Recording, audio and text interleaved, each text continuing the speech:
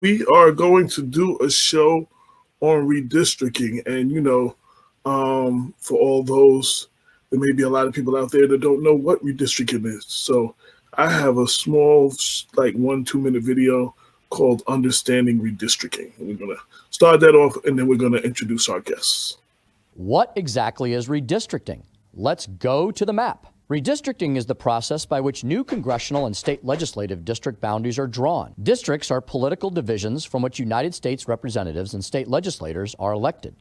District lines are redrawn every 10 years following completion of the United States Census. In most states, the legislatures are primarily responsible for redistricting.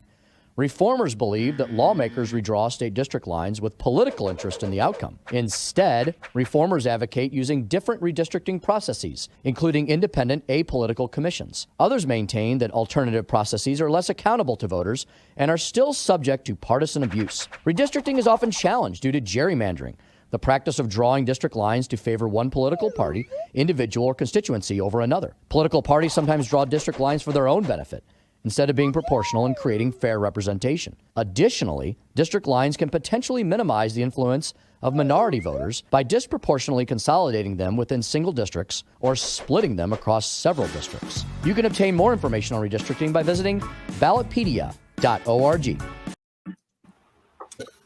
And today we have Tiffany Somerville, and say hello to the people. Hello. Happy Sunday. And she invited Louis Romaine. Did I say your name right, my brother? You're on mute. Okay, I still can't hear you. Can you? Louis. Louis? But we can't hear him, though. Can y'all hear him? No, we didn't hear.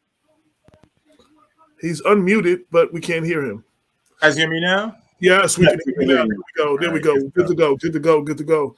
So I played that little video. I like to educate the audience as often as possible. We're talking about redistricting, which happens after the census. We're specifically talking about redistricting in the congressional 16th district, which as of now consists of the places like Mount Vernon, New Rochelle, Yonkers, the Northeast Bronx, and a couple of other places, but it's a very heavy African-American district, power. I'm trying to find the right word. There's a lot of African-Americans in this district, probably more than a lot of other districts. And the new redistricting proposals would break that up. Just like the video says, sometimes they try to throw us all in one district, or they try to break us up into different districts. And that's in a sense what they would try to do with the 16th district. Tiffany, I'll let you start. I know you've been doing some work and looking into it. Talk about why this is important to the people.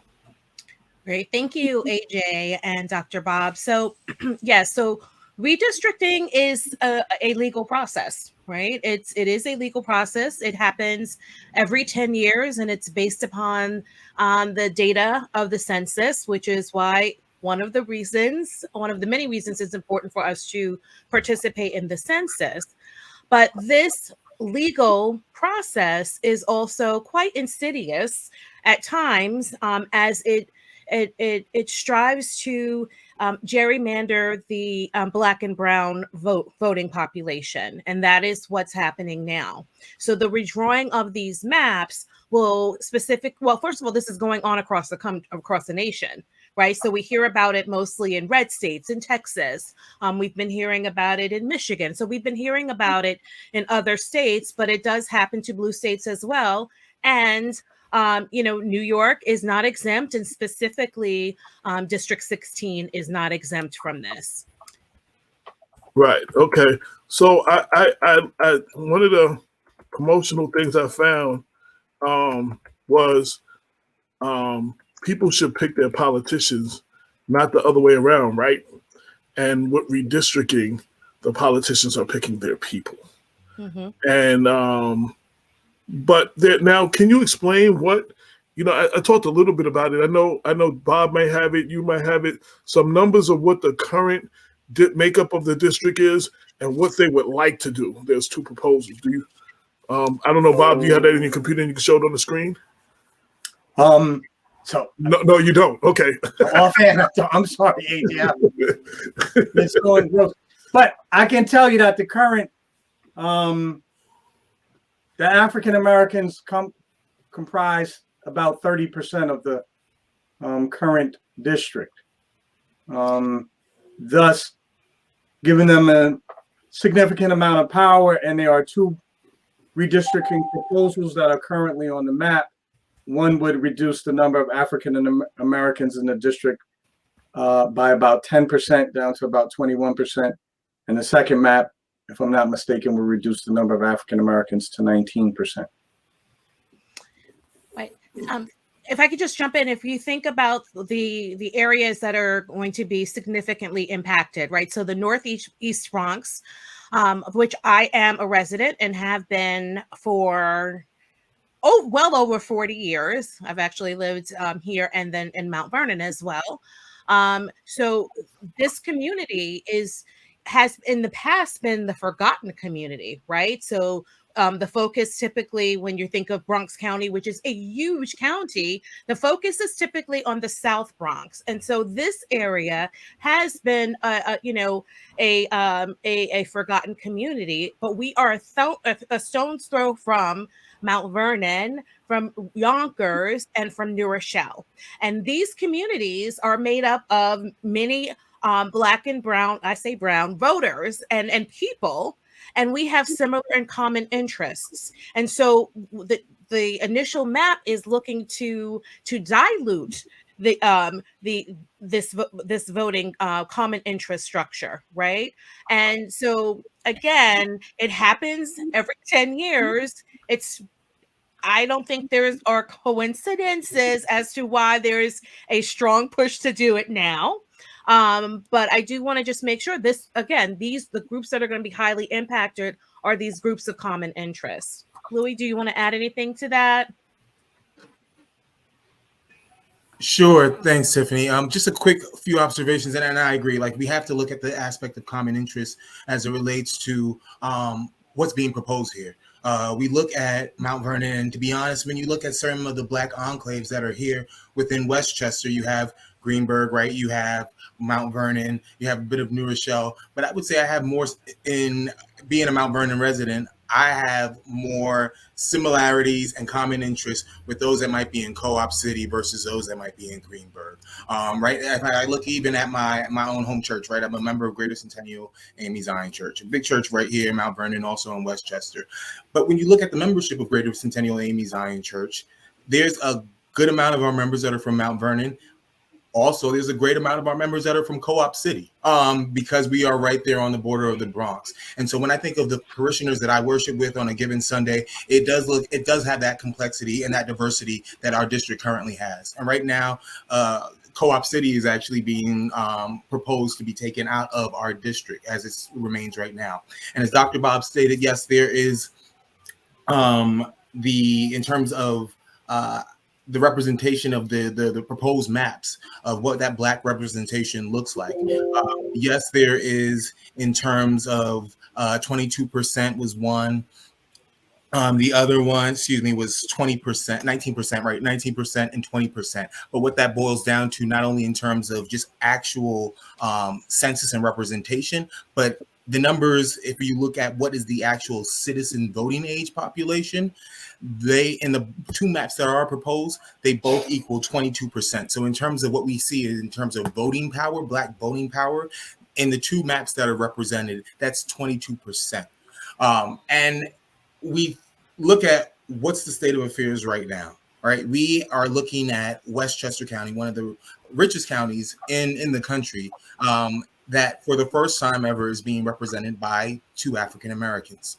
And it's ironic that now we are fast forwarding, and that the shape of our districts are going to be changing, and it's going to have less Black representation. And I come out of the organizing perspective that we believe in people power, right? And right now, if you're trying to divide the people, you're diluting the power that is within this district. And so we have to take a real critical look at how this is being done, and if it's really going to be serving our people accordingly.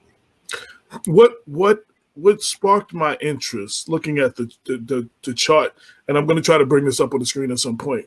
So the democratic shift based on the independent commission maps. Currently, black people make up 31%. In map A, it would be 20%, which is minus 11. It would be 19%, which is minus 12. That in itself is one thing. But in addition to that, when you look at others, mainly white, that are currently 36%, the map A would bring them at 46%, which would be an increase of 10%, and 47%, which would be an increase of 11%. So it's actually taking away some of the black vote and adding more white votes. Now, everybody always blames me and says, why do I have to make everything about race? Why do I have to make everything about color? But I have to ask the question, and I'll give everybody a chance to give me their opinion on this. So Elliot Engel, who was a great supporter of Black Westchester, he served for 31 years, which means over 3 census. And I don't go back that far, but I don't think they broke up. They had to have a problem with the current structure the way it was for those after those 3 censuses. And now that he was defeated by a young African-American man who's very outspoken, now there is an attempt to suppress the power of the black vote in this district. I don't know if one has to do with the other. It could be a coincidence. I don't believe in coincidence, but it has to.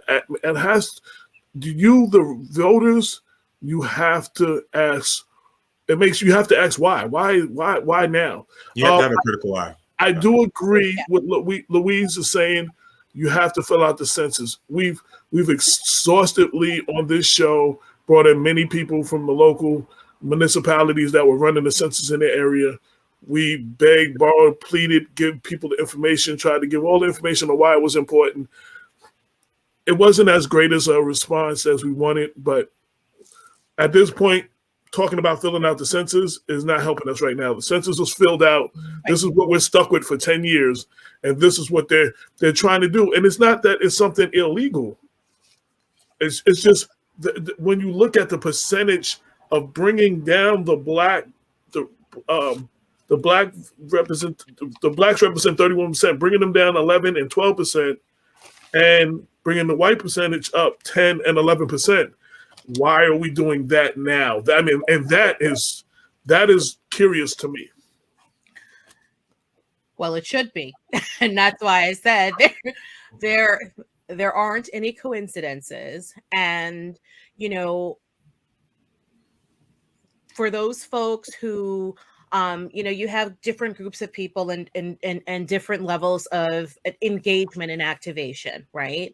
And so for those of us who are highly engaged, these are things that we're constantly thinking of and saying, hey, look, we could have almost projected something like this could have happened, right? When there was a change in representation of over 30 years. Right. So we kind of could have projected this would happen, but now we're here and we need to make sure that we are given the tools to empower ourselves, not leaving it up to anyone else and saying, let's wait for someone to come out and, the someone is you. And there are opportunities for us to make sure that our voices are heard and holding folks in power in that we have said, hey, you're going to go represent us. We're holding you accountable. And now we have someone that's in place who is a voice for the entire community. And so again, it is absolutely not a coincidence, and whatever level of engagement, understand that what happens is going to have an impact for the next 10 years. So and I just want to say I want to make an observation real quick, and then I want to say, now on a national level, there's a great effort of voter suppression across the nation. People say, well, that doesn't affect me. They are putting in, so the Republicans lost. They lost actually the Senate barely. They lost. They didn't have the House. They wanted to recapture. They lost the presidency. they're not. They're all of this talk about challenging the previous election has nothing to do with the previous election, but putting things in place so when they try this again in the next election, they will have the people to back up these crazy things if they lose. They try to get people to do certain things and people wouldn't do it. A lot of those people are not there now, and a lot of those people won't be there now. A lot of people who voted against, who voted for the impeachment, the 10 Republicans, many of them probably won't be there. They will be primaried, or some of them are already talking about they're not rerunning. There's an attack on the black vote overall, on a national level, and we have to watch what's going on here locally. Now, this redistricting and the voter suppression might be two different things, but there's a big effort to lessen our power and make it harder for us to vote. And we need to step up. With that said, when we talk about things like this, I always like to let people know, this is just a proposal from what I understand. This is not written in stone. There are things the listeners, the people, the voters in the 16th district, and while we're dealing with the 16th district, this is going on everywhere, but we're dealing with the 16th district right now. There are things that you can do. Can you speak on some of those things that people can do to if at the end of this they don't like what they hear and they want to do something? Sure. Before Tiff, I know Tiff is anxious to get in there and tell folks how to do that, but I did want to share a really quick to a point that you made, Brother AJ, regarding just like the comparisons and the similarities between the suppression of votes that's happening nationally and also this aspect of redistricting, right? Because at the one common thread that I see in it is the aspect of making civic participation harder than it needs to be, right? If the census is a form of our people being civically engaged, right, and filling out the process, filling out that form, this redistricting process is supposed to be a process where even we as the constituents in various districts of New York are able to go to the commission and kind of explain to them why any reservations that we have with these proposals. But even that is a cumbersome process. And so all in all, it does seem like there is a lot of bureaucracy that's put in place for people to have access to influence their government. And that's what we're seeing, not just with the redistricting, but it's happening with the voting as well. Tiffany? Yeah, no, absolutely. So I just wanted to mention, so New York has an independent redistricting commission in charge of this, and it's not part of the government, nor is it a political group. So we do have an opportunity as constituents, and they want us to raise our voices, right? And so listen, my parents are from Alabama, old school, to say the squeaky wheel gets the oil. So let's raise our voices in the form of a testimony. We can give testimonies either online, we can do it via mail, or we can do it in person. And we can definitely share some information. I've shared this with you, AJ, as well. So our voices can be heard. We have the resources to do it. Listen, the process is not, as Louis just mentioned, the process is not an easy process to do this. You have to sign up. You have to wait 4 to 6 days before you can actually get your registration taken care of. So, people need to be patient.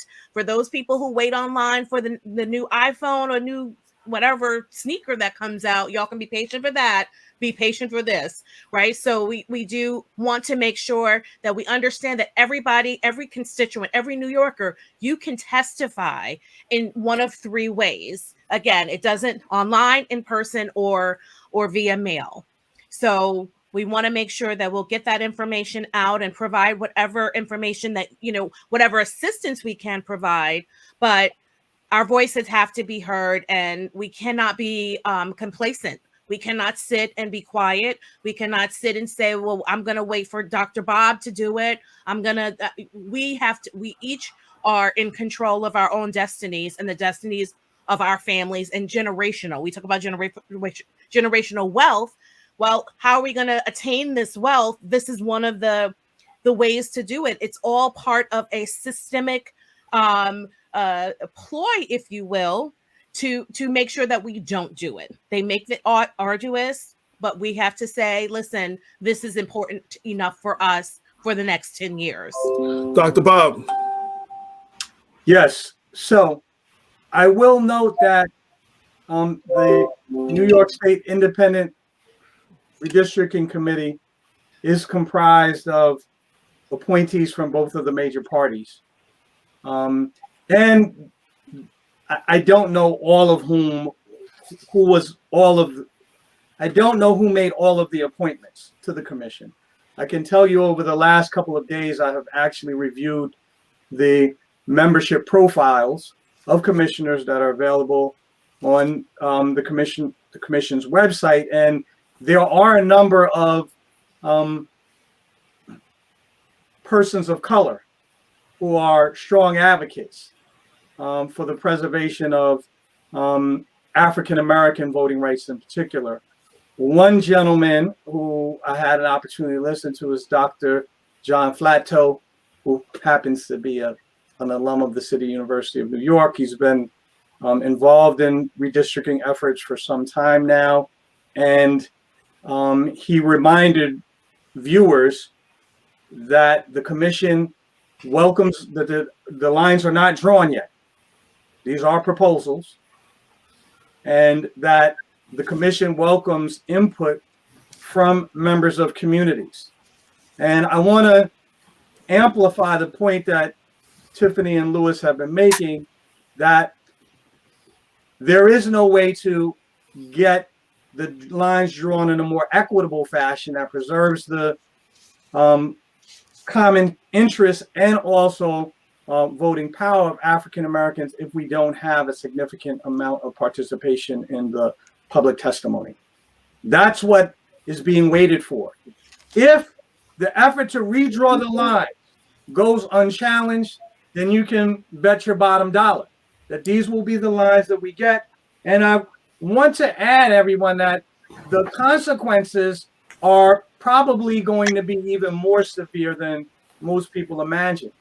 Not only will the district lines be redrawn so that our voting power will be reduced essentially by 30%. That's what we're talking about. A 10 percentage point in voting power of African Americans is actually a 30%, 33% overall reduction. More importantly, or just as importantly from my perspective, is the connection that's now been established between the size of an election district and people's perception of power. There's a scholar that has been looking at these issues recently and said, besides efforts to deliberately suppress the vote through all kind of machinations, if you could just get Black voting power down to below the 20% range, it's going to give people the perception that they're weak. And that when people believe they're weak, their election participation rates drop even further. So it's actually, we're getting ready to get hit with a double whammy if there is not a significant amount of pushback. And, you know, again, everyone, is as inconvenient, as arduous as you may find the process, this is the process, the constitutionally mandated process. I'd imagine that in some respects, it's been something of an improvement over redistricting efforts in the past, insofar as this is a nonpartisan body. But I have to say that I was just reading an article the other day, and you know what, the fight continues. So even though I'm surprised that the Democratic members of the commission would not have put forth a set of maps that does more to preserve the voting power of Black Westchesterites, nevertheless, this is where we're at, and I advise everyone to get in gear and get ready to fight. One of the reasons I wanted to do this show when this topic was brought to my attention, normally you hear a push to vote, you hear a push for the census, but we don't have this conversation afterwards. And when lines are being proposed, that we can do something about it. we just find out what the lines were afterwards. Usually this information doesn't trickle down to our community. Hopefully, in me doing this show, it will help bring awareness to people who never had awareness that they can do something, that they have the power to say, no, you're not going to do that here, and speak up. Because if you don't tell people, if you don't inform people of what their power is, and you don't tell them what's going on, and when they find out it's too late, which is usually what happens, there's nothing we can do. Hopefully, the reason for this show is so we can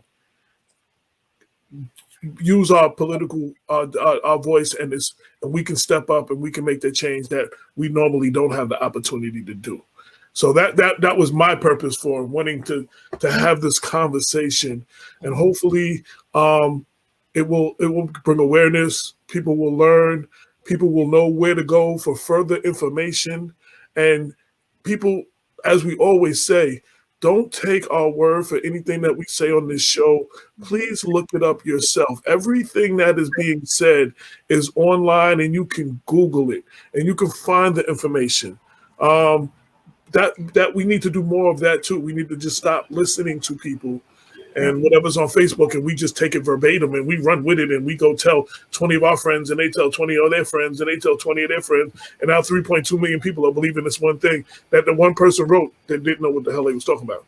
Right. So I try to encourage our listenership to be informed and do the research themselves. Look the stuff up. We'll send you the links. You can't find it, hit us. We'll tell you where it's at. I'm gonna try to share it on the site and everything. So if I could just look that up really quick again, it's nyirc.gov. That's New York. Say that again. nyirc.gov. RC.gov. / participate. If you go to .gov, you can navigate it around. So that's New York Independent Redistricting Commission. nyirc.gov. You can go there and submit your testimonies online. But if you want to make it visible, if you want to go in person, Monday, November 8th at 3 p.m. in White Plains is going to be a hearing. Tuesday, November 9th at 3 p.m. in the Bronx at the Bronx Works Gymnasium. And Wednesday, November 10th at 3 p.m. at Hunter College. So you have 3 options in our area, November 8th, 9th, and 10th, where you can go and give a hearing in person. If you want to give a hearing in person or a testimony in person, you will have to sign up first on the website. So regardless if you're going to go in person or do a testimony online, you have to go to nyirc.gov. It's very important because, put simply, without fair redistricting, it's going to be hard for us to build the necessary Black and brown power that we need in our community. So the change that we need is actually visible. So in this moment, we need folks to come out and give their testimonies for a fair redistricting process. Let me ask a question before you go. I know Tiffany wants to say something. So we have a lot of people who watch this show that are not in the 16th congressional district. Mm-hmm. Can they go to NYRIC to put in their congressional district and see what's being done, what's being proposed for their district? Mm-hmm. They can find out, and then the same thing. They can give testimony online, and it'll show the places where they can all the various hearings. So the hearings are actually going to be starting this week. They're going to be kicking off this week in Buffalo, but folks can go onto that website regardless of where you live in New York State. You can go to that website, submit your testimony, also find out more information about what your proposed district is looking like and the maps that correspond to that. So that has a wealth of information that you'll need. Okay, I asked that because one of our listeners wanted to know where in White Plains, like there's White Plains, Greenburgh, there's other people in the county looking, so they're not in the 16th district, at least not right now. Who knows? Right. They might be soon. I have to double check. I think it's Pace. I think it's going to be at Pace and at White Plains, Pace Law School, but I'll double check. But I think it's Pace Law School for the Westchester location. If you can't find it, Luis, you hit me and I will make sure I get the information of where it will be for your district. Go ahead, Bob. Yeah, I wanted to say a further word about why the proposal to redraw the district boundaries in their way would adversely affect the African American community. And Tiffany and Louis You'll forgive me, Louis. I'm going to take liberties here.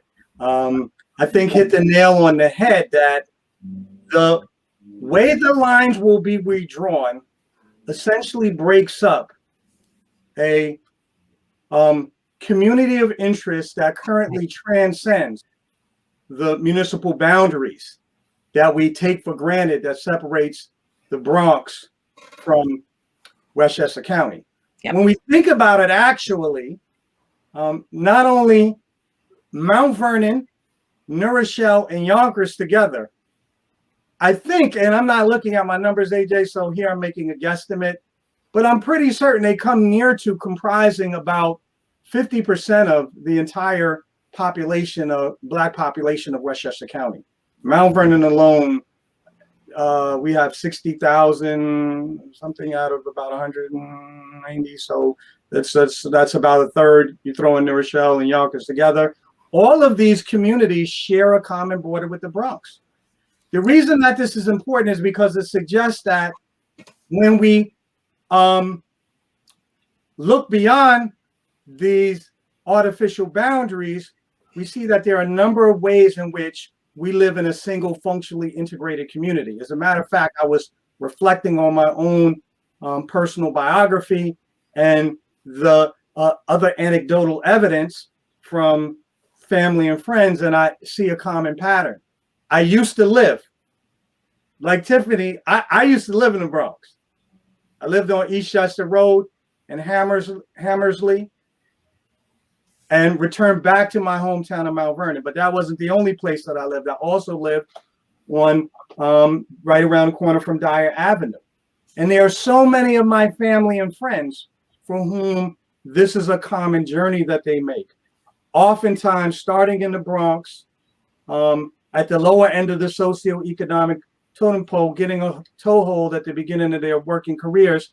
And by the time they got 20 years in, they've moved up the professional ladder, have saved some money, and now we're ready to make the transition from rental housing to home ownership. A lot of times those opportunities are available in the Bronx, but we know many people are opting to move into Westchester County instead.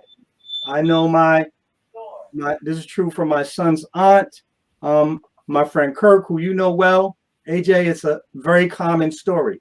So housing markets in a way are functionally integrated. I was also, our labor markets are functionally integrated as well. As Louis said, for most of us who live on the southern part of Westchester County, we're more likely to orient our lives to the downstate area, right? I don't know where you guys work, but I work in the Bronx. I work in the Bronx, and a good number of us, when we have to leave Mount Vernon for work and we're not going north oftentimes, we're more likely going south. So those labor markets are integrated. Things like transportation is a unique need that we have for transportation, precisely because the transportation system of two different municipalities straddles our border, and we need coordination.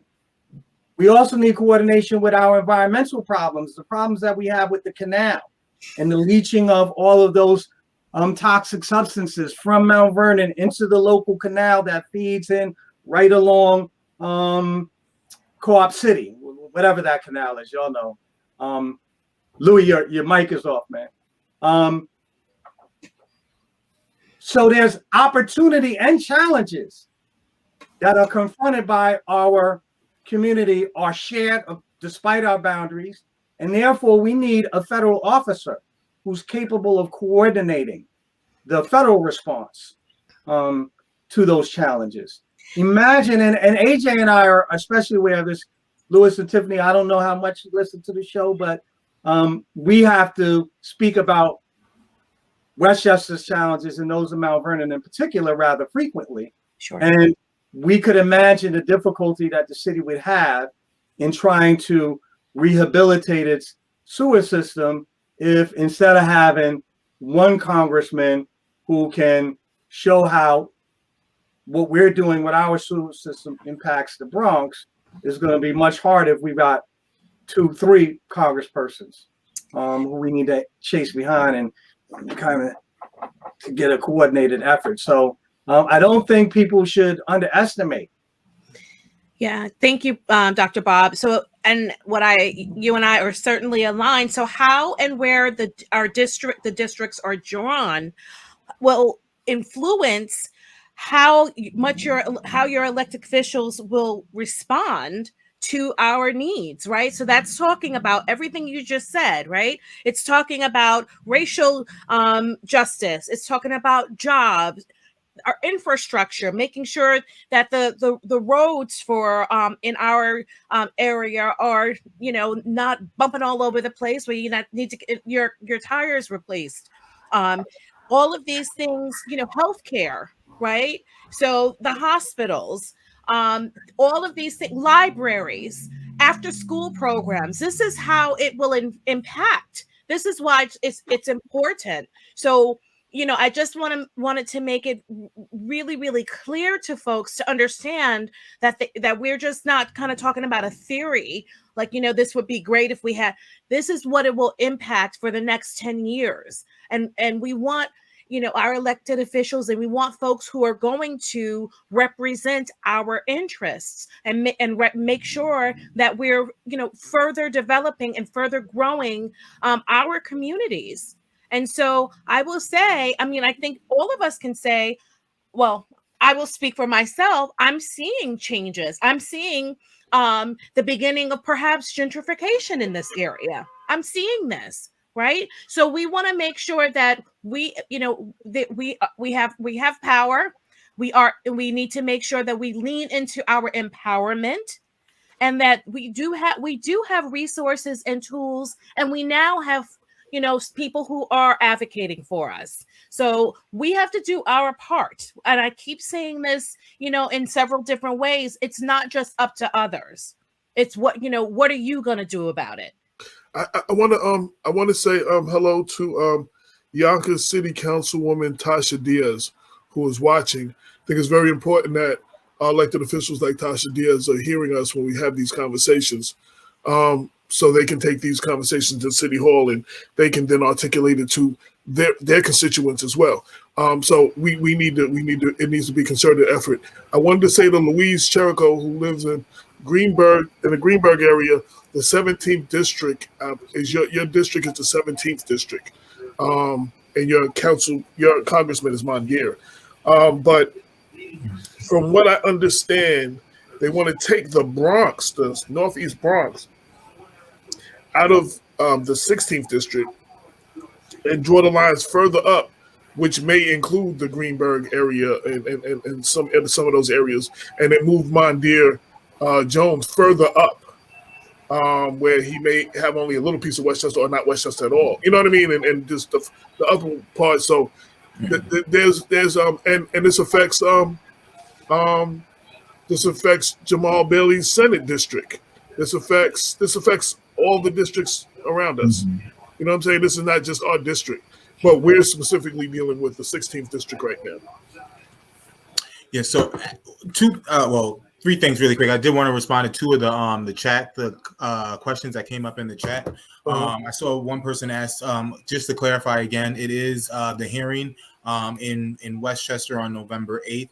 That is at the Pace Law School. So folks can go there if they would like to testify. That's 3 p.m. In the moot courtroom there November 8th. Also, somebody asked about timeline. So just to give a little bit of context around the timeline and what this is looking like. So the commission, which I would also add, if we're talking about the membership and composition of the commission, there are actually about 3 commissioners on there that are from Westchester County. So we're talking about racial diversity that's on the commission, also looking at geographic diversity on the commission, and who might actually have some kind of influence on our behalf. So there are some folks that are on there that are from Westchester. They are the commissioners are hoping to make sure that they are able to give these proposals and the recommendations over to the state by the end of the year. So they're looking towards end of December, early January to have these proposals over to the state so that the state can approve, because there is a short crunch time that we have here because the congressional races are happening in June, right? We're going to be voting for our next congressional representative in June. So they have to really turn these district maps over quick enough so that we can actually have a fair election and a proper election. So these hearings are going to be, as I said, starting this Wednesday in Buffalo, are going to be going out throughout November. The commission is going to come back together after they receive the recommendations, redraw the maps, and then present them over to the state. And hopefully we can get them all approved and find out by March and February who's actually going to be living in what district. AJ, Yeah. I will share the copy of. I actually have both of the proposed maps, and so just for our viewers who are interested in taking a look, these are the two maps that are currently being proposed. You could see they closely resemble one another, but the map that I currently have my cursor on extends further north. What everyone should know is that at present, our congressional district extends along the southern border here. Right, this is Mount Vernon. This is the border of Mount Vernon right here that I'm touching and in on. both maps, there is still a piece of the Bronx, right? But it's Right. significantly less than what we've had, what the current map looks like. Right. You get a little bit of that Eden Wall area, but you don't lose some part of Gun Hill as well as part of Co-op. Well, actually, all of Co-op City in the two proposed maps. Right. So, and if anyone wants to look at them in closer detail, I believe you can download them from the commission's website with a little bit of digging. All right, I'm going to stop sharing my screen. I just wanted everyone to have an opportunity to see them. Yeah, and without fair districting, listen, it could be harder to build power for Black and brown communities. It's simple, and we want to make sure that our voices are heard. And again, I keep repeating it because it's absolutely important. It's critical. And I know that some folks say, oh my gosh, every election is critical. Well, you know what? It is. Yep, it is, because, it's about strategy, and we want to make sure that we are strategizing again for the future of our families, for the future. So.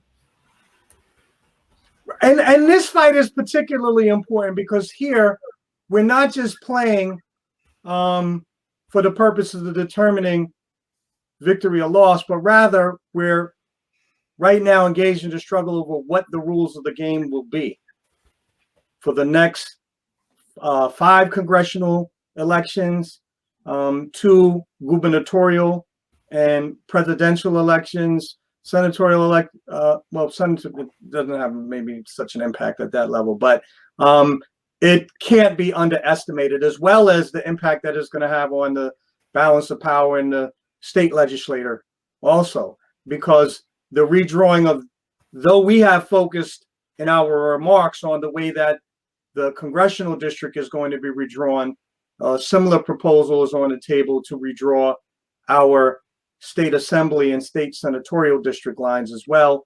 My understanding is that Senator Jamal Bailey, New York State Senator Jamal Bailey's Senate lines are likely to be radically redrawn, weakening our collective power at the senatorial level if we don't, turn out in numbers to express our opposition.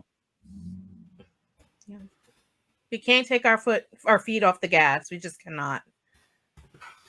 We don't have that luxury. We say that all the time. We have to stop.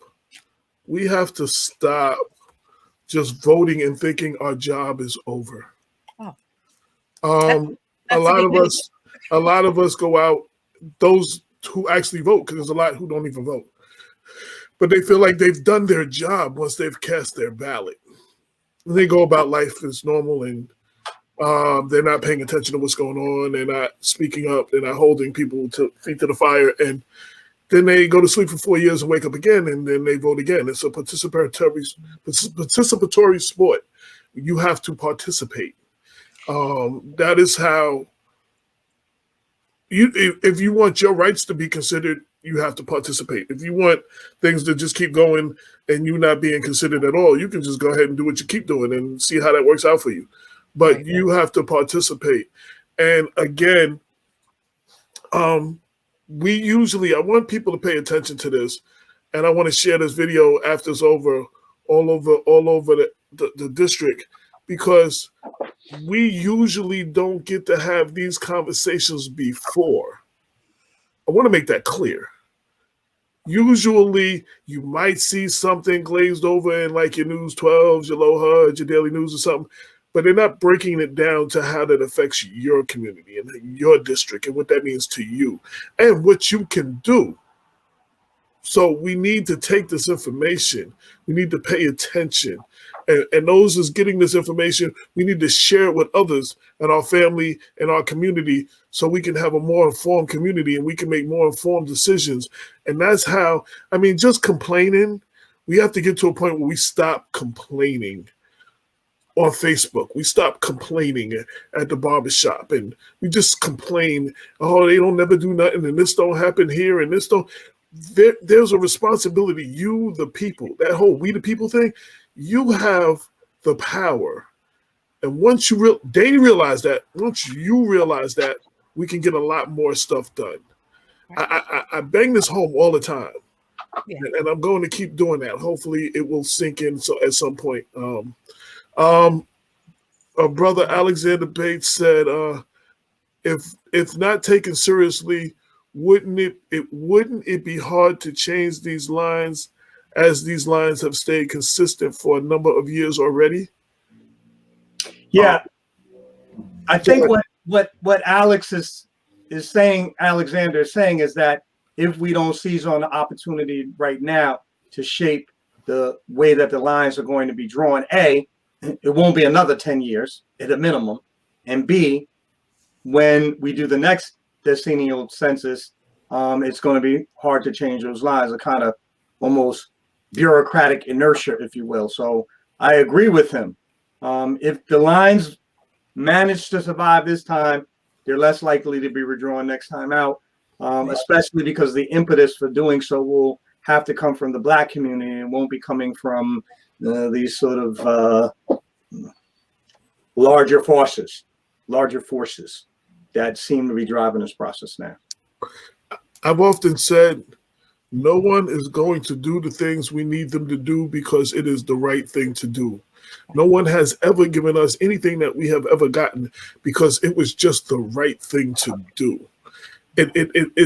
Pressure has been applied on many levels. People have marched, have got beat up, have got arrested, have got killed. So we have some of the rights that we have now. And like voting, for instance, voting was a right before I was born. Because of the work that they did, my generation, my daughter's generation, the generation after that, they didn't have to worry about it. But right now, they're trying to take away that right to vote.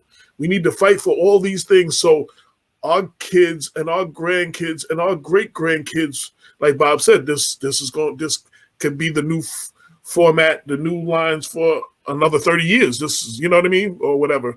So we have to fight, and not even just for us, for our future generations. Right. Of course. You know. Of course. I mean, if you just take a step back, right? Why is there such a huge push for voter suppression? Why is there such a now it's so prevalent that we now have to, hey, we need to change, redraw the districts. This is, just take a step back, right? There is a reason why, and that's why don't give up your power. We have it. Don't give it. You muted yourself again. Tiffany. There you go. I must have some gremlins because I promise you I'm not. It's a conspiracy. Okay. Yeah.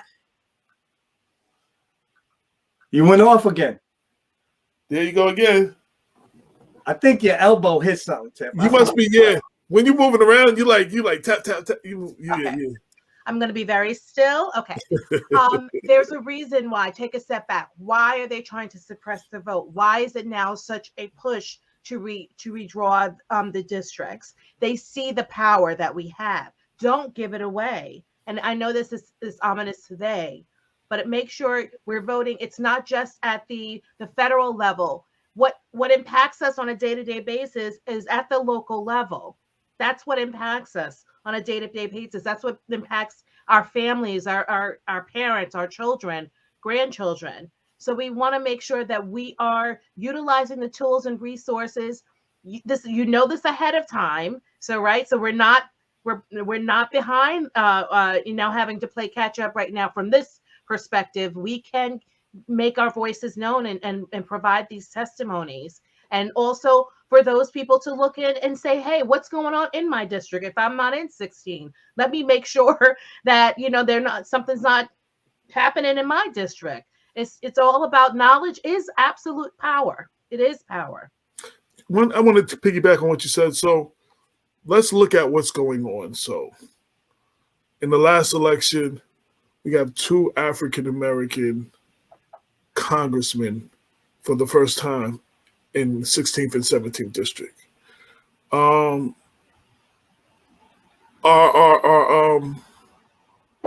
county legislator is mostly Democrat. We have different places throughout Westchester. Peekskill is about to get their first Black female mayor. Greenberg almost got their first Black female town supervisor. If Tasha Young would have won that race, it would have been the first time that city wasn't run by a white man. You know what I'm saying? So, and she's probably going to run in the next election. We have the state Senator Andrea Stewart Cousins as the Senate Majority Leader. That's one of the 3 powerful positions in the state. It used to be called 3 men in a room.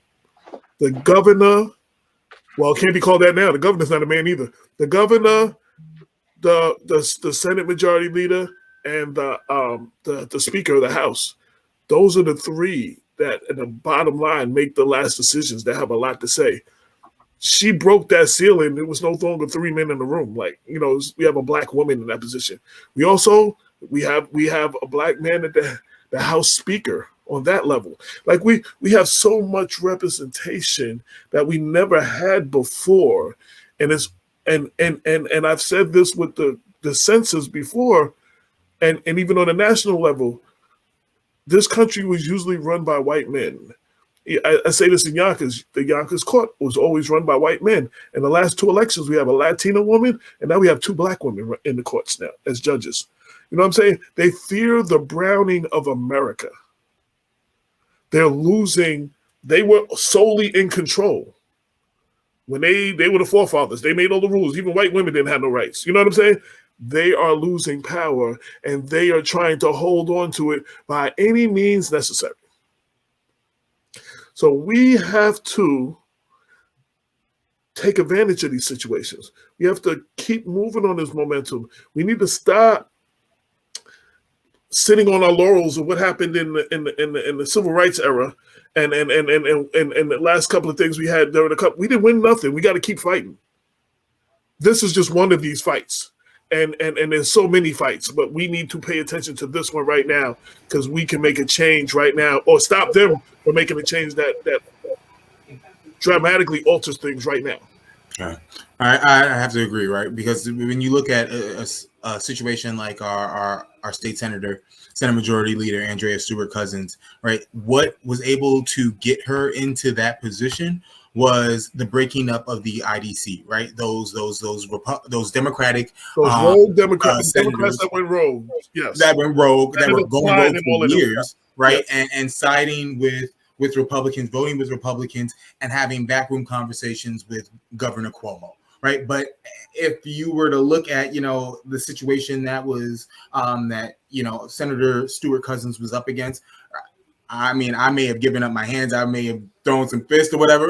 There would have been a lot of pressure, right? But she took persistence, and she made sure that she was able to. She remained. I told her she remained regal.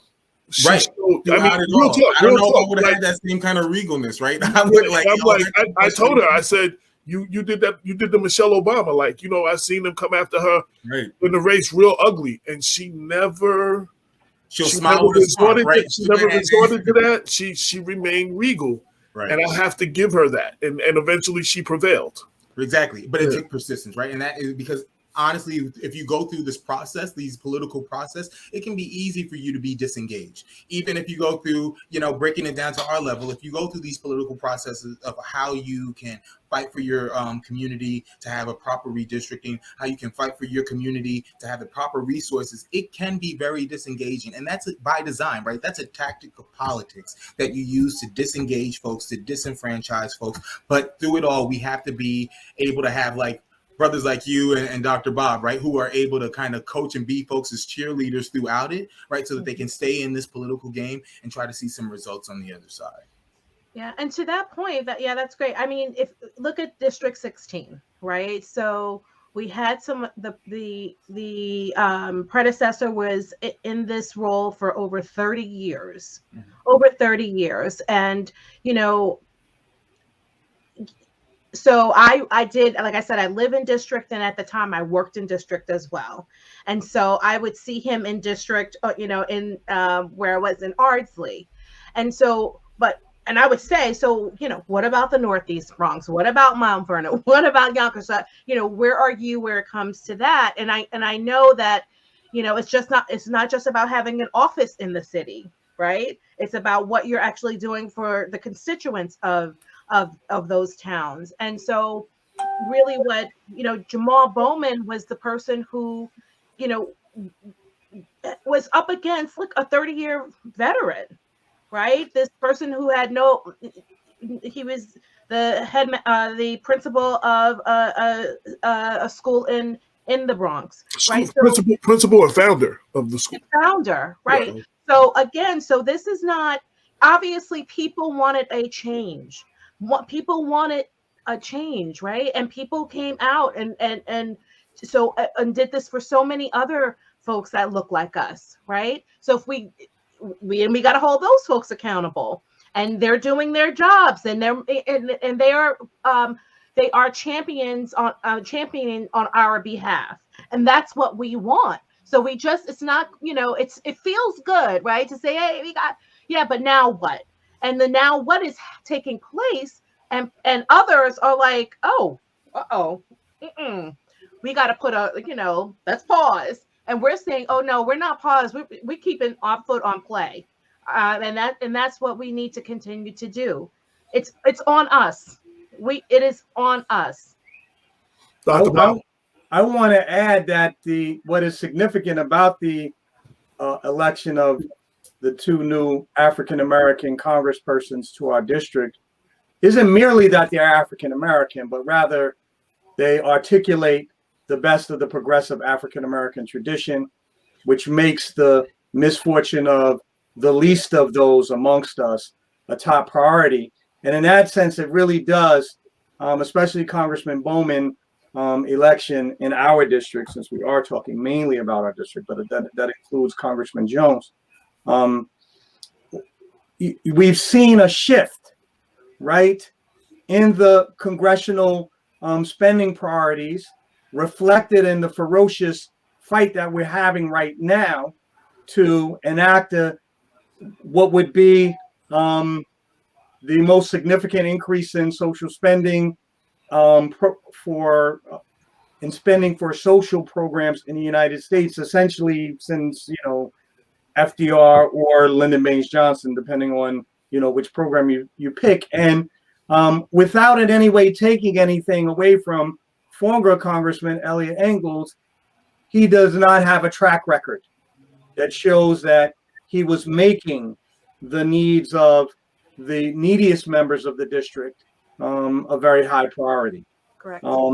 Congressman Bowman, for example, has been in the lead, one of the lead sponsors of legislation that looks to green our schools and make sure that we increase our resiliency in the days ahead in the event of another pandemic, or to try to reduce the carbon emissions that come from our dated infrastructure.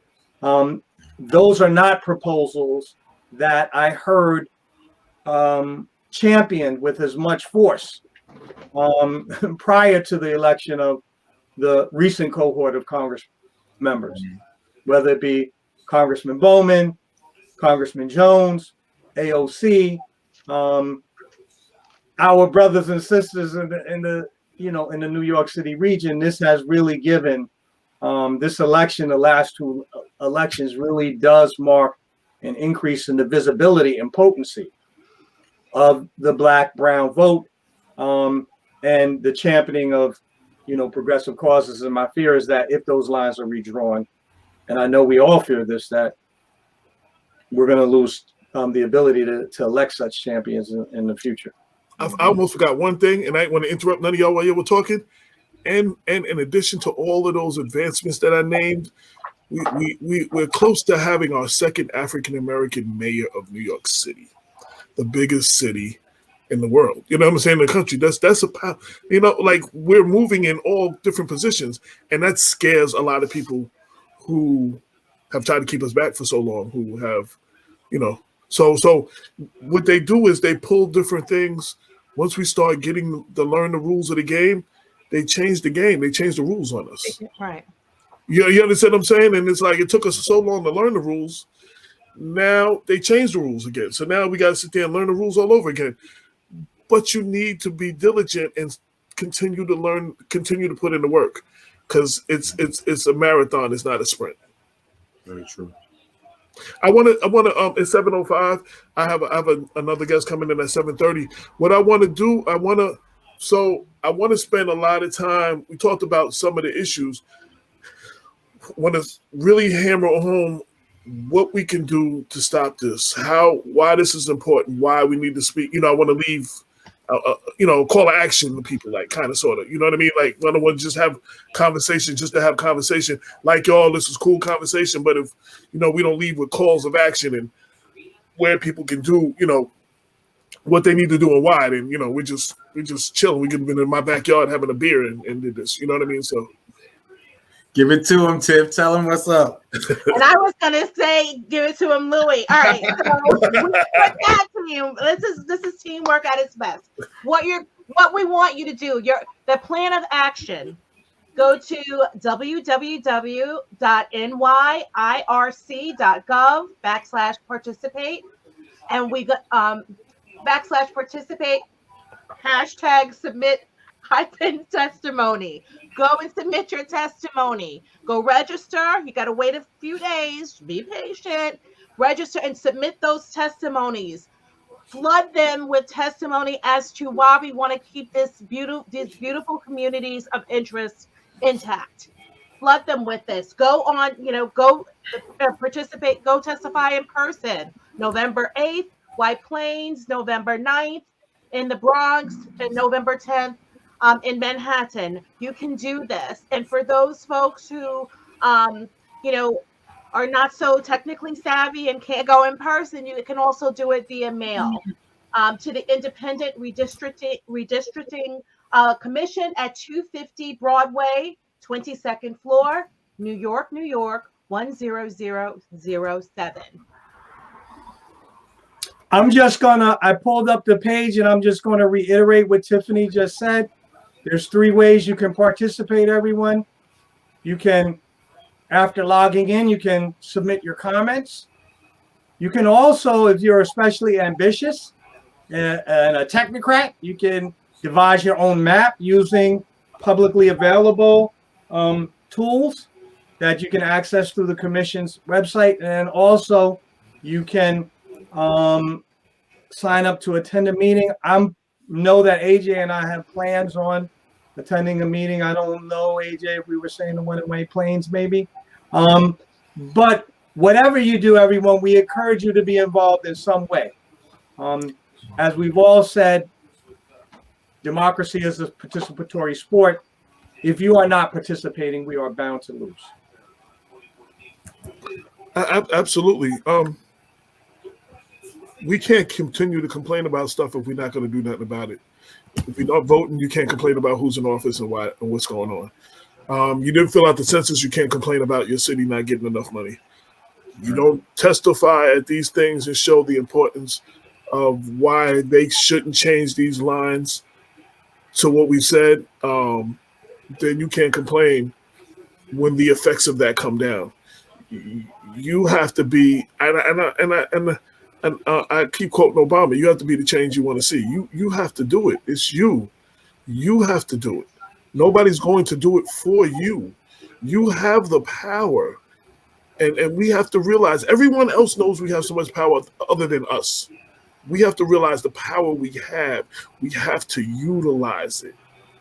You know, I want to keep banging that home, but that's what it is. I mean, we lost this one New York lost this one congressional seat just off of what, 80, 83, 86 responses. We were short 83, 86 responses on the census. If we just had those, we would have kept the congressional seats, and we wouldn't have to necessarily be devising and chopping up the map, our New York State map, as we are right now. So the participation of each and every individual is important. Every vote, every testimony matters. And those two, they are counting on us not doing anything. They're counting on that. So those contrarians, and be contrary, do the opposite of what they want you to do. If you're a contrarian, I want you to know that you're like really leaning into what they want you to do when you do nothing. So do something, testify online, in person, or via mail. Do something. And I want to also, while it's election time, even though a lot of races are determined during the primary, go out and vote, whether it's early voting or on election day. They pay attention to the numbers of the people that are voting. Go out and vote. Even if your person is running unopposed, they won the primary, they don't have a general election candidate, opponent, go out and vote. And just because you haven't heard that they had an opponent doesn't mean they don't. There's a lot of Republicans running in all these seats. County legislator, several county exec, several county legislative seats, Yonkers and the Yonkers City Council president seat. There's a lot of Republicans running right now. So just because the Democrat won the primary, they're not out of the woods yet. So make sure we go out and vote. That's another thing. You know, we always talk about change, and everybody's not going to be on the front line, and everybody doesn't want to protest. This is one of the voting, filling out your census, testifying to stuff like this. These are some of the most peaceful ways to protest and get your voices heard, and for change. You understand what I'm saying? Like, you know, we're not all going to be. A lot of y'all ain't going to be out in the front. They don't want to be out there, Black Lives Matter and all that, and you know, clash with the police and all that. This is as powerful, but you can do this, a lot of this stuff from your home, or, you know, the voting thing by yourself. Like, you know, nobody knows. It's you. We have to do these things. Absolutely. Anybody else? We got 7-11. We got some time left. Anything I didn't say that we want to bring home? Bob, you got any charts or data you want to show? No, AJ, it took me. You see, I've been struggling, brother. I haven't finished anything up, so unfortunately, I don't have any charts to show. Well, let me do this. I started off with this video. I just want to play this video one more time, just to bring it home. This is what we're talking about: redistricting. Just for those who like, what the hell is redistricting? Let's just to the simplest. What exactly is redistricting? Let's go to the map. Redistricting is the process by which new congressional and state legislative district boundaries are drawn. Districts are political divisions from which United States representatives and state legislators are elected. District lines are redrawn every 10 years following completion of the United States Census. In most states, the legislatures are primarily responsible for redistricting. Reformers believe that lawmakers redraw state district lines with political interest in the outcome. Instead, reformers advocate using different redistricting processes, including independent apolitical commissions. Others maintain that alternative processes are less accountable to voters and are still subject to partisan abuse. Redistricting is often challenged due to gerrymandering, the practice of drawing district lines to favor one political party, individual, or constituency over another. Political parties sometimes draw district lines for their own benefit, instead of being proportional and creating fair representation. Additionally, district lines can potentially minimize the influence of minority voters by disproportionately consolidating them within single districts or splitting them across several districts. You can obtain more information on redistricting by visiting ballotpedia.org. I wanted to show that again. I mean, that's a very simple explanation of what we're talking about. And two ways of, if you have strong Black presence all through the area, they can put you all into one district, so you don't have to say about no other district. And if you have a district that is very strong, they can break you up and separate you, so you have less say in that district. Those are two things, and that's what we're talking about here: breaking up a district so African Americans have less say. So they're trying to take, they're proposing taking 11, 12% of the Black voters out and adding 10 to 12% of white voters. Hispanics are not really changing that much, and Asians really didn't change that much. They all went up a percentage. They all increased the percentage or something. But the two things is the diminishing of the Black vote and trading it with white votes. So making African Americans as a whole have a lot less say in this district, because I mean, places like Mount Vernon are very, the Democrats, anybody who's running for governor or anything, they all got to come here. Why? Because Mount Vernon is a very strong Democratic stronghold for Democrats. So they got to come see Mount Vernon. They got to come see Yonkers. They got to come. You know what I'm saying? So together, Mount Vernon, Yonkers, the Northeast Bronx. That's the other part. The Northeast Bronx. That 10 to 12% is the majority of that is the Northeast Bronx. Your co-op and all of that area right outside Mount Vernon, right outside Yonkers. That's the Northeast Bronx. You know what I'm saying? And there are a lot of us there. There have various times, even though I'm from Mount Vernon, I've lived across the borderline a few times. You know what I'm saying? Because it was easier for me to get, a spot there. You know what I'm saying? Price-wise. I've also lived in New Rochelle. You know what I'm saying? My mom's has also lived in Yonkers for a minute. So, we, like Bob, we sometimes go from one to the other. A lot of us have family members in all of these different places. So, or we work. Like Bob lives in Yonkers now, and he works in the Bronx. You know what I'm saying?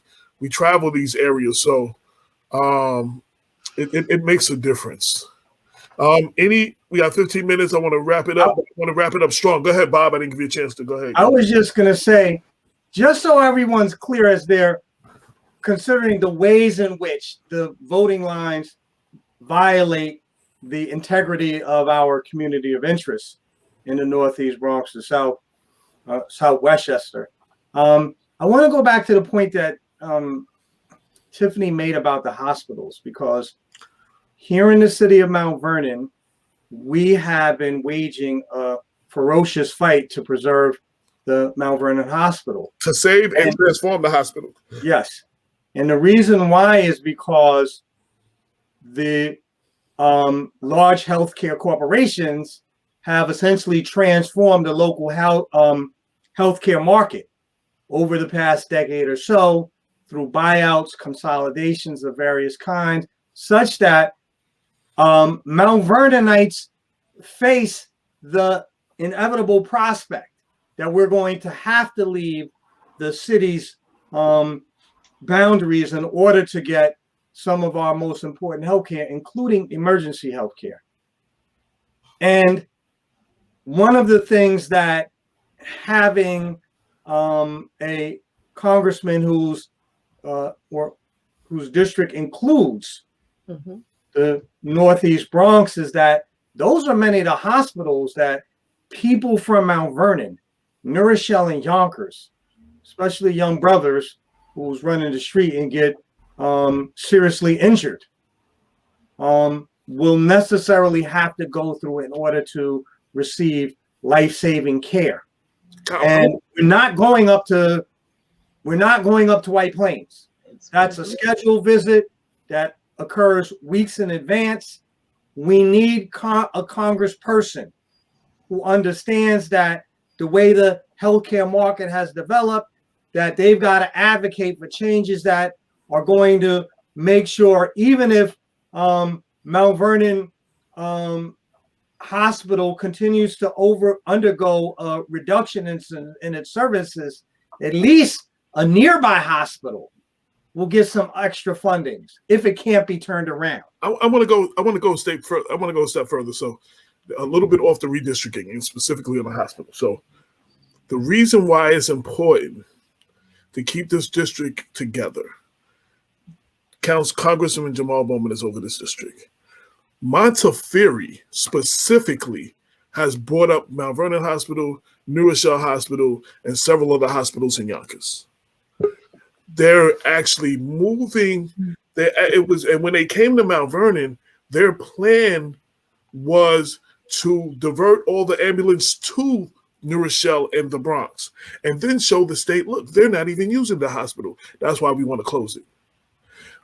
They did a study showing that we have more health disease as far as heart disease, diabetes, and all those kind of things here, and got additional funding, but did not put that money in Mount Vernon Hospital, put it into their other hospitals.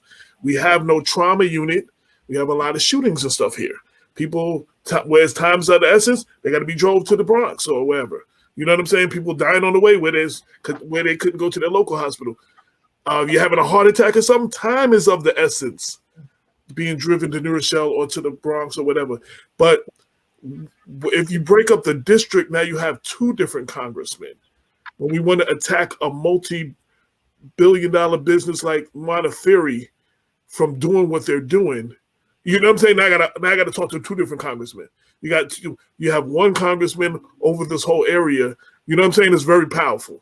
You know, he can monitor certain things, and he has a lot more control. And there's a lot of this going on. They want to get rid of the Mount Vernon Hospital and give us some urgent care, make us urgent care. A city who loses a hospital is no longer a city.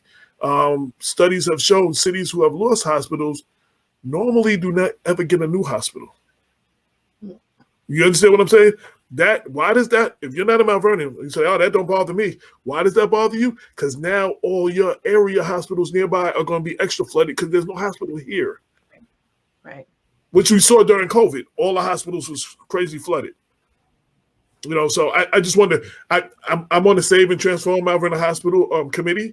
And any chance I get to speak about that, I just wanted to specifically, and a chance to call Montefiore out by name. I just specifically wanted to do that. But back to our regularly scheduled program. You got that in. Now I want to. Our next guest is actually running for city council and on the work and family line. She's very invested in a lot of the stuff going on. I wanted. She doesn't come on for another 10 minutes, but I just want to get her in now to see if she has anything to say about redistricting.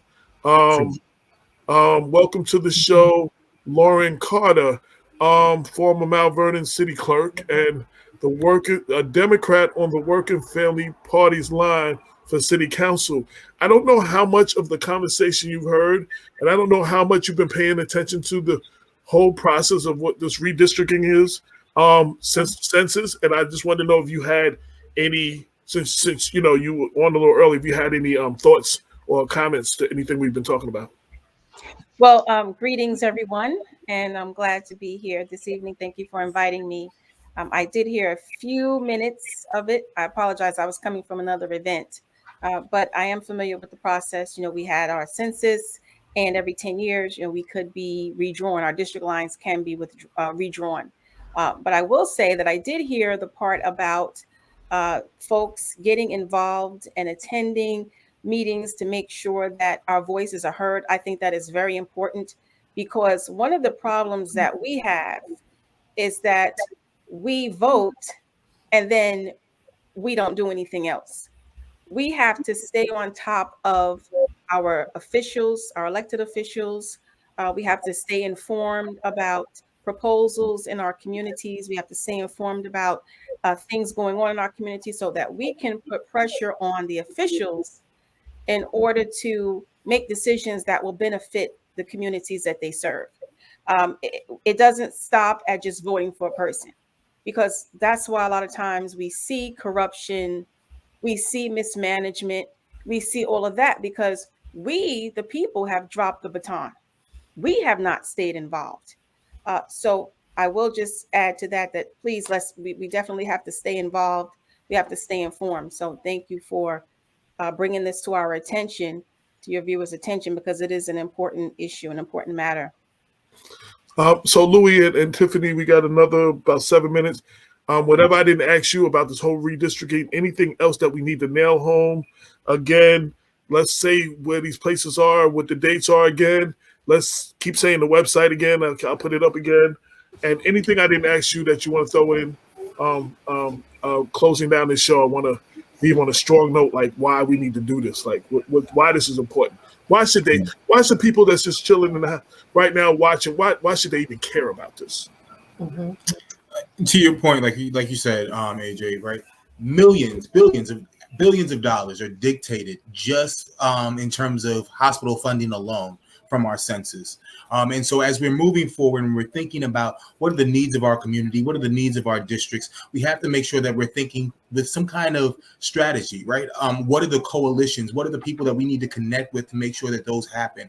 And right now, as we're looking at the state of affairs in our district, we need to make sure that we're connecting with folks that are going through similar situations like us. And so for me, being a Mount Vernon resident, I have a lot of ideology and common interests as those that are in Co-op City. How am I connecting with folks in those areas to make sure that they are part of this process?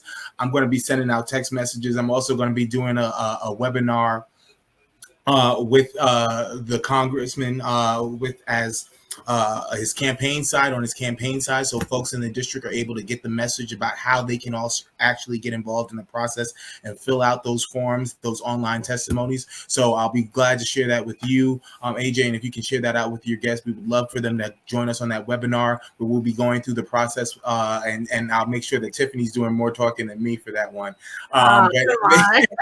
Making sure folks are able to just understand how to actually fill out those online testimonies, because we want them to make sure that we can get hundreds of those into the inboxes of the commissioners so that they have our voice, our needs in their minds as they're making and redrawing these maps and giving these recommendations over to the state. This is a very unique time and process because originally we just had state legislators that were redrawing this map. This is the first time that we actually have an independent commission that is doing the front end of the legwork of redrawing these maps. So we want to make sure that we are helping them out in the process by giving them our testimonies, by giving them our desired needs and desired wants for our district.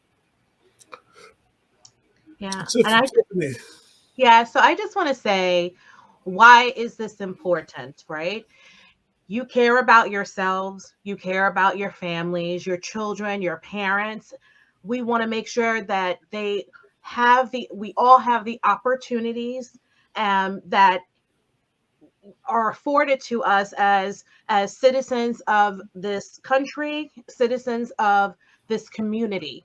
And it's our responsibility to make sure that we do whatever we need to do to ensure that, you know, the hospitals, that there are accessibility to hospitals, that we have people that are champion for racial equity and justice, that our infrastructure, that we have, you know, we're able to commute to and from work and to be able to make a living for our families. We want to make sure that we are not in food deserts, that we have opportunities to raise our families on healthy, give them healthy access to healthy foods. These are all things that, you know, it's all about what we're going to do with our community, and we are empowered to do it.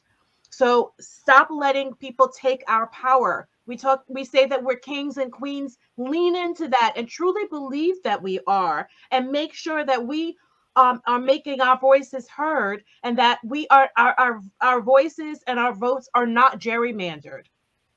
So go to www.nyirc.gov/participate and submit your testimony. Thank you. That's right. You got to remember that disengagement is a tactic. We have to rise above, right? We have to be persistent. We have to make sure that we're engaged and having a strong voice in the process. So you have Monday, November 8th. That's here in White Plains. You can go to the Pace Law School to give that hearing at 3 p.m. Then you have the 9th in the Bronx. And then on the 10th, that's going to be at Hunter College in the cafeteria there. Now, 20 years ago, the hearings were all in the morning at 10 a.m. They have brought it down and made it a little bit more convenient where it's now in the afternoon. It's 3 p.m. It's still, during work hours, but it's a little better. Be persistent, get out there, make sure your voice is heard. And if you need some help in the process, you can hit up Tiffany. And thank you, AJ and Dr. Bob, for giving us this platform to get the word out and to educate the community. Thank you so much, Lauren. Wish you well, and thank you all so much. Yeah, I just want to say in closing, that's why we do this show. To get this kind of information out is very important. Even when it's not the sexy topics that, bring everybody in and everybody wants to talk about, we need to be talking about that. And hopefully we do that. As I titled this episode, Redistricting 101, the people should pick their politicians, not the other way around, right? If we've for far too long, the politicians have been picking their voters. We have a chance to stop that, and the voters pick their politicians.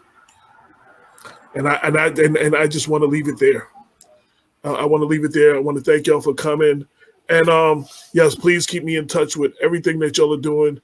Tiffany, I just want to say before I leave too. So Bob and I, we got Tiffany got on our radar. One conversation with her, I was like, oh, this is a passionate sister that's out there making it happen. We have to have her on the show. It's my first time actually seeing her in person. I'm very pleased to meet both of y'all. Louis, I've seen you before. We actually go to the same church. I go to St. Tenniel too. I live around the corner. But I've seen you before.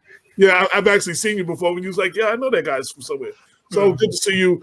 Thank you very much. We're about to go into our next guest. And I want to thank you for taking the time to come through this and keep us alerted of everything you're doing so we can keep sharing it. Thank you so much. Appreciate y'all. Thank you so much, AJ. I got some football to watch. Y'all have a good evening, though. All right, no doubt. Absolutely. Pleasure.